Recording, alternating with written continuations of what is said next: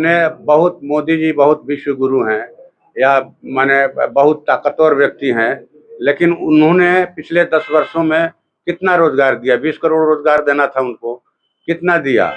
हम लोग तो जानते हैं कि रोजगार देने के बजाय वो रोजगार खा रहे हैं।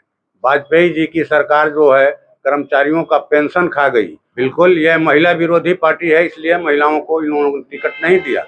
हमने हाथरस में देखा, हमने उन्नाव में देखा, कठुआ में देखा कि इनके लोग, बनारसी में देखा कि इनके कार्यकर्ता, इनके विधायक कैसे महिलाओं के साथ बलात्कार करते हैं लड़कियों का, और फिर उसकी हत्या भी कर देते हैं। हम लोग ने देखा यहाँ महिला पहलवान।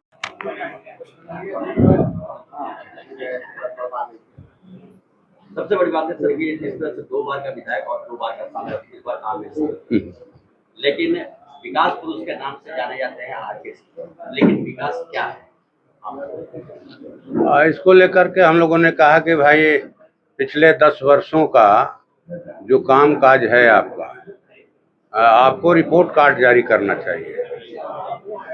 दूसरी बार जब हम विधानसभा के चुनाव में गए तो अपने 5 साल के कार्यकाल का हिसाब दिया कि बिहार विधानसभा में लोकसभा के कौन से हमने लोकहित के सवाल उठाए विधानसभा में, किसानों की सिंचाई का, फसलों के मूल्य बढ़ाने का, फिर इसके बाद रोजगार का सवाल, आपको महिलाओं की सुरक्षा का सवाल, स्कीम वर्कर्स का सवाल, सिंचाई का सवाल, कदवन जलाशय का सवाल, और व्यापारियों के व्यापार के सवाल, फुटपाथी दुकानदारों, रिक्शा, टमटम, ठेला चालकों के लिए हमने विधानसभा में क्या किया उसका लिखित रिपोर्ट, और उन सवालों पर जो बाहर में आंदोलन हुआ समस्याओं के समाधान के लिए, हमने आंदोलन में कहाँ कहाँ हिस्सा लिया। जो हमको राशि मिली विकास की, हमने उससे कहाँ किस गांव में पुस्तकालय बनाया, किस गांव में आपको सामुदायिक भवन बनवाया, किस स्कूल में शौचालय साइकिल सेट बनवाया, और गरीबों के किन मोहल्लों में हमने नली गली की ढलाई करवाई, इसकी लिखित रिपोर्ट। देखिए, बात की जाए तो पूरे हिंदुस्तान में सबसे पिछले पायदान पर आरके सिंह आते हैं। हाँ बिल्कुल बिल्कुल, ये लेकिन विकास ना इसका जवाब देना चाहिए। विकास है क्या? क्या है विकास? उनको भय है कि अगर हम लिखित रूप से रिपोर्ट कार्ड जारी करेंगे तो जहां सिर्फ बोर्ड लगा है, काम हुआ ही नहीं, इसकी पोल खुल जाएगी, इसीलिए वो रिपोर्ट कार्ड जारी नहीं करना चाहते हैं और मर्यादित भाषा का इस्तेमाल कर रहे हैं। ये किसी माननीय सदस्य के लिए, माननीय मंत्री के लिए ऐसी भाषा अनुचित है। हम समझते हैं कि ये तो भाषा की शालीनता हर इंसान को बरतनी चाहिए, तो ये रिपोर्ट कार्ड जारी करना चाहिए।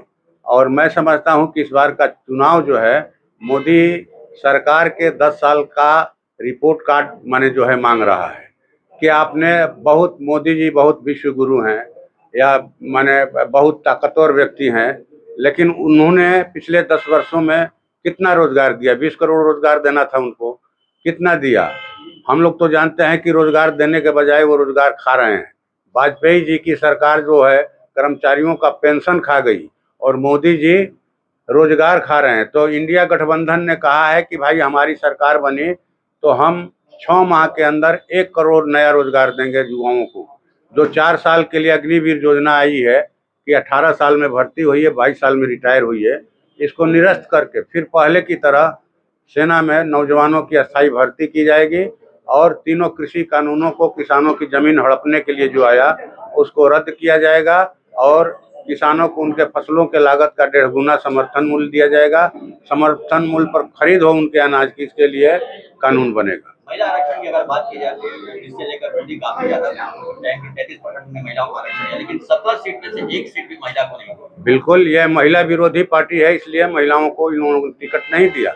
हमने हाथरस में देखा, हमने उन्नाव में देखा, कठुआ में देखा कि इनके लोग, बनारसी में देखा कि इनके कार्यकर्ता, इनके विधायक कैसे महिलाओं के साथ बलात्कार करते हैं लड़कियों का, और फिर उसकी हत्या भी कर देते हैं। हम लोग ने देखा यहाँ महिला पहलवानों के साथ कि इनके जो कुश्ती संघ के अध्यक्ष ब्रिजभूषण शरण सिंह थे, उन्होंने यौन शोषण किया और महिलाओं की आवाज़ नहीं सुनी गई, उनकी गिरफ्तारी नहीं हुई, उनको हटाया नहीं गया।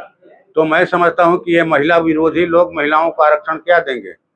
कुछ नहीं देंगे। ये तो महिला विरोधी हैं, महिलाओं को ये पांव की जूती समझते हैं, तभी तो इतने अत्याचार के बाद भी ये महिला ये बेटी पढ़ाओ बेटी माने बढ़ाओ का नारा दे रहे हैं।